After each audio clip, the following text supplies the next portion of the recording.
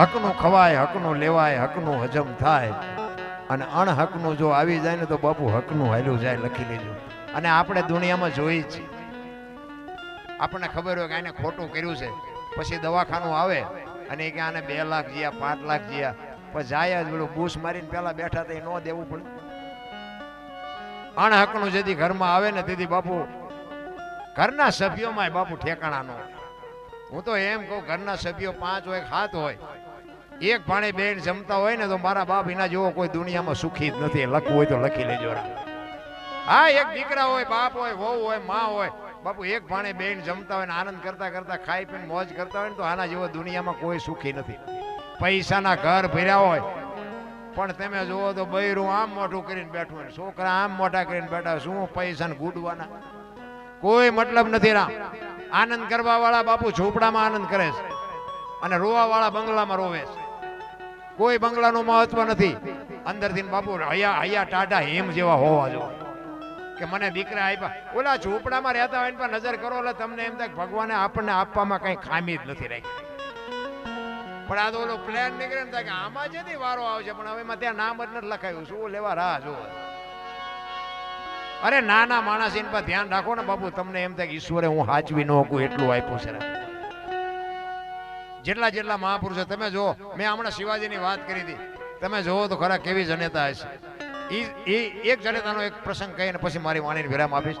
ઈ છત્રપતિ શિવાજી મહારાજ એમ કહેવાય જીજાબાઈના ઉદરમાં હતા ને, અને પછી એને પ્રસૂતિની વેદના બાપુ કેટલી પીડા હોય ને એ તો આ વિષય બેનું નો છે.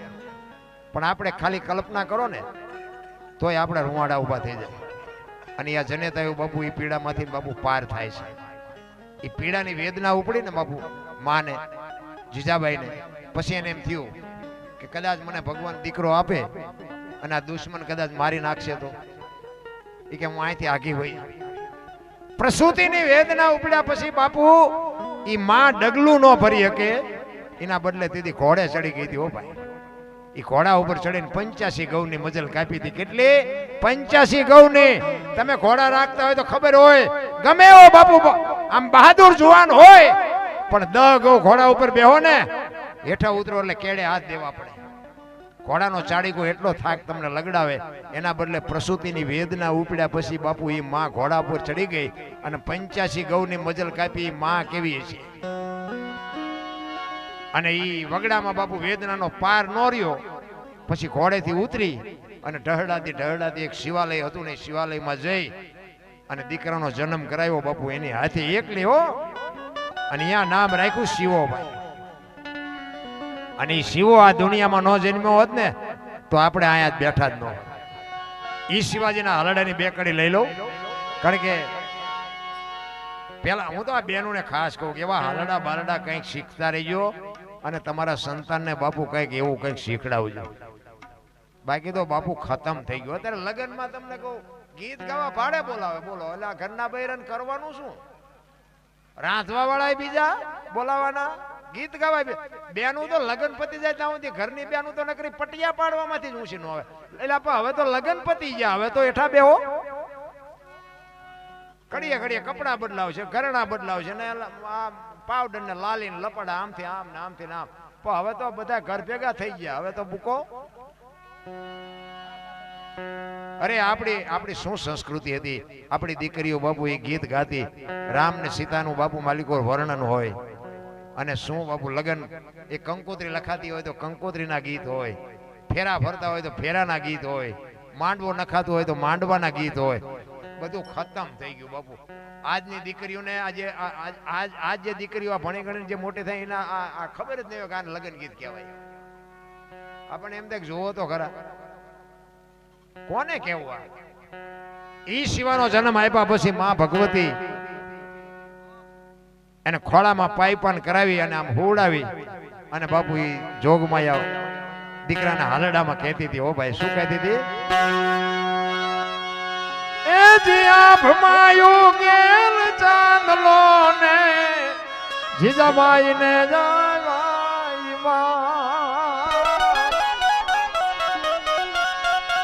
ભમાયું ગેલ ચાંદલો ને જીજાબાઈ ને આવ્યા. જીજાબાઈ ને બાલોડાન માતે ડોળે બાણાડાણ ડુંગરા ડોલે શિવાજીને નીંદ રૂણાવે માતા જીજાબાઈ ડોલાવે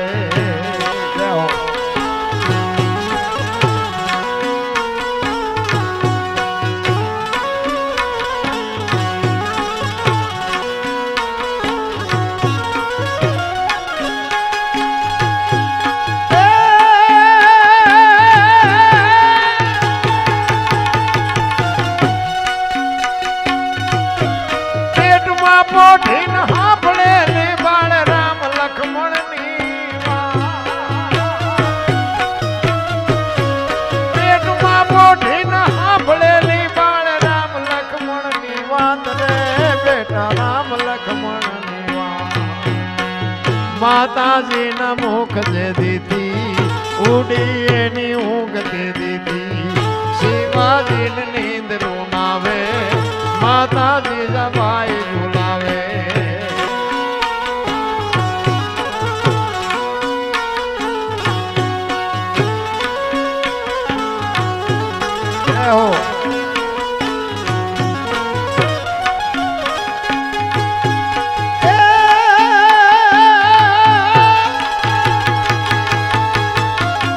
માં ભગવતી જીજાબાઈ ખોળામાં શિવાને લઈ અને પૈપાન કરાવે અને પૈપાન કરાવતા કરાવતા બાપુ એ જનેતા દીકરાને કહે છે દીકરો તો એક ફૂલડા જેવો છે એને કાંઈ ખબર નથી પણ બાપુ એ દીકરા ઉપર પ્રભાવ પડે જો માં હારી વાતો કરે ને તો એનો પ્રભાવ ચોક્કસ પડે એ લખવું હોય તો લખી લેજો ઈ એના દીકરાને કહે છે કે બેટા તારે આજ જેટલું ધાવવું એટલું ધાવી લેજે હો કાલ રણ મેદાનની માઇલ પાર કદાચ ખાવા મુઠ્ઠી ધાનની વેળા નહીં હોય તેથી દુશ્મનને બાપુ મારો મારો કાપો કાપો થતું હશે તેથી કોઈ તને બટકું રોટલો નહીં આપે એટલે માં કે છે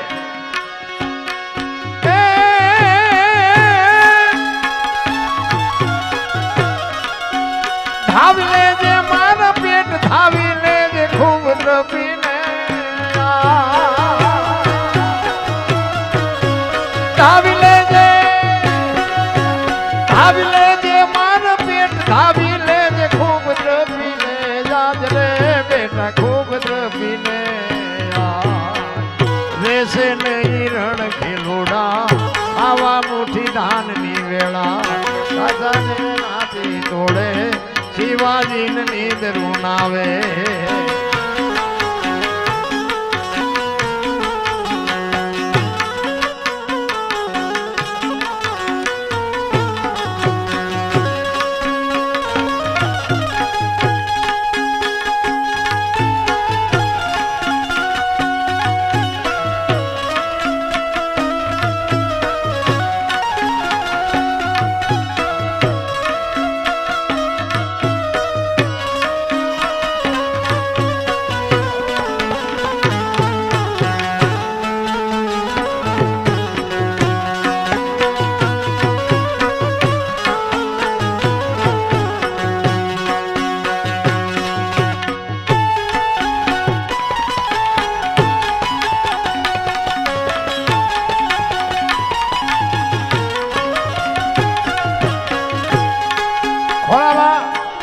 માં પૈપાન કરાવતી કરાવતી બાપુ શિવો ઊંઘી ગયો અને ઊંઘી ગયો ને ઊંઘી ગયા પછી માં કહે છે શિવાને શું કહે છે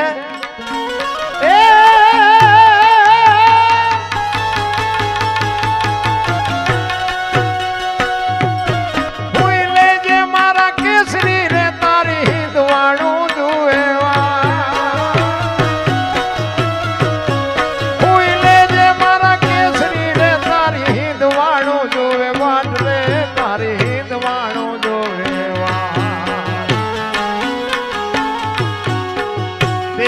કાળા યુદ્ધ ખેલાશે હોવા ટાણો ક્યાંય નહીં રેવે શિવાજીને નીંદ રૂનાવે માતા જીજાબાઈ ઝુલાવે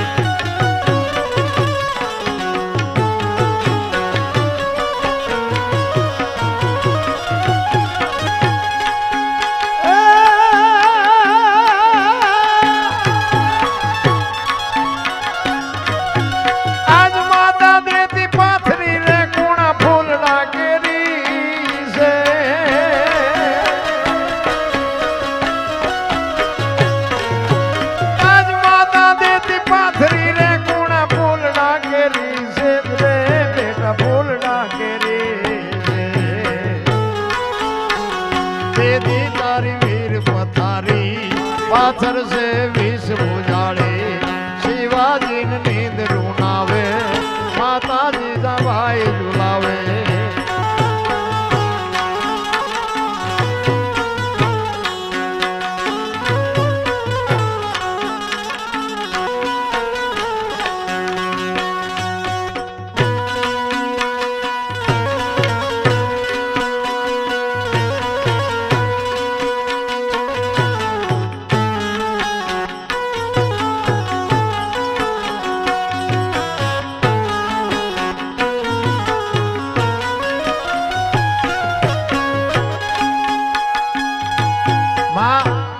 દીકરાને કહે છે નાનો દીકરો હોય ને બાપુ ફૂલડા જેવો દીકરો હોય એટલે માં એને ચૂમિયું લે આમ ગાલે બચ્યું ભરે અને ચૂમિયું લેતી લેતી માં એમ કહે છે એના દીકરાને બેટા આજ હું તને ચૂમિયું લઉં છું ને આ તારો રૂપાળો દેહ જોઈ તું મારો દીકરો છો પણ આ જેદી 20 વર્ષનો 25 વર્ષનો 30 વર્ષનો થાય છે ને તેથી દુશ્મનની તારા મોઢા સામું બંદૂકો મંડા છે તેથી ચૂમિયું લેવા વાળું કોઈ નહીં હોય બાપુ શું જનેતાની ભલામણી છે ભલામણા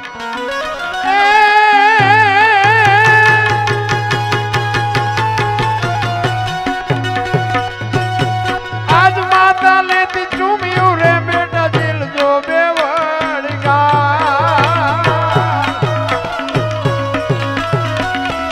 આજ માતા લેતી ચૂમિયું રે બેટા દિલ જો બેવડગાલ રે બેટા દિલ જો બેવડગા તેજી તારા મોઢડા માથે ધોવા ધાર ટોપ મંડાશે શિવાજી નીંદ રૂનાવે માતાજી ભાઈ ઝુલાવે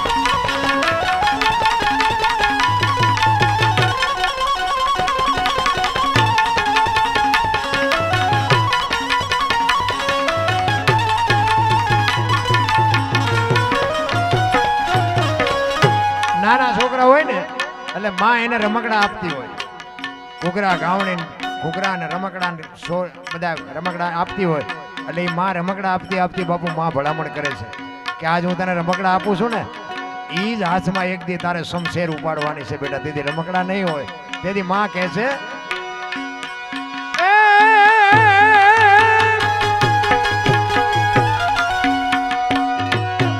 ઘૂઘરા ગાવણી પોપટ લાકડી ફેરવી લેજો ઘૂઘરા ગાવણી ઘૂઘરા ગાવણી ઘૂઘરા ગાવણી પોપટ લાકડી ફેરવી લેજો યાદ રે બેટા ફેરવી લેજો દેવી તારા હાથ લેવાની રાતી પાંબોળ ભવાની શિવાજી માતાજી દબાઈ ઝુલાવે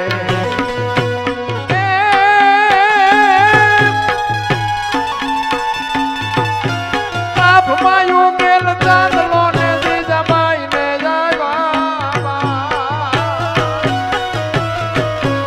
આપમાં યુગેલ ચાંદલો ને જીજાબાઈ ને આવ્યા બાળ રે જીજાબાઈ ને આવ્યા બાલોડાન માતે જોડે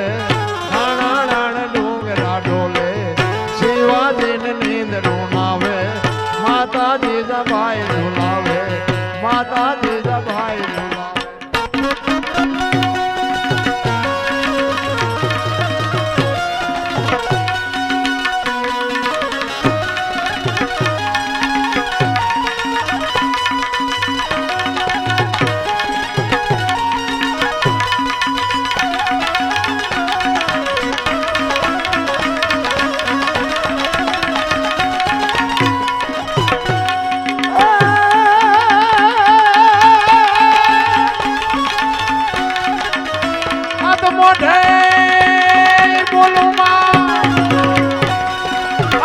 હતે નાનપણ હાંભળે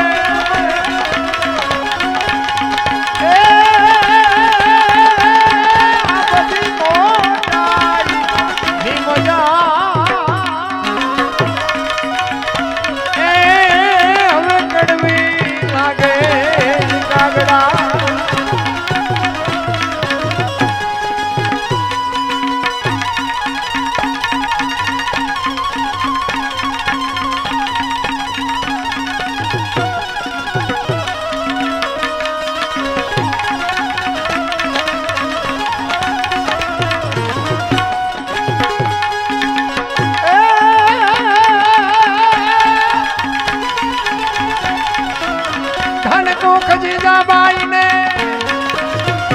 અને શિવાજી જન્મો હતો એ તલવાર કેરી ધાર પર તો ધર્મ રાખ્યો હતો પડકાર કરતી પુત્ર ને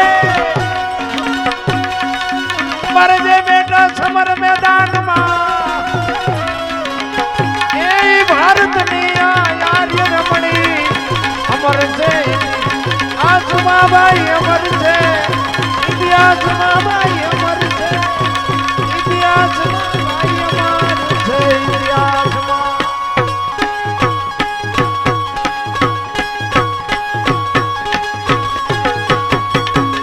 બોલ શ્રી રામદેવજી મહારાજ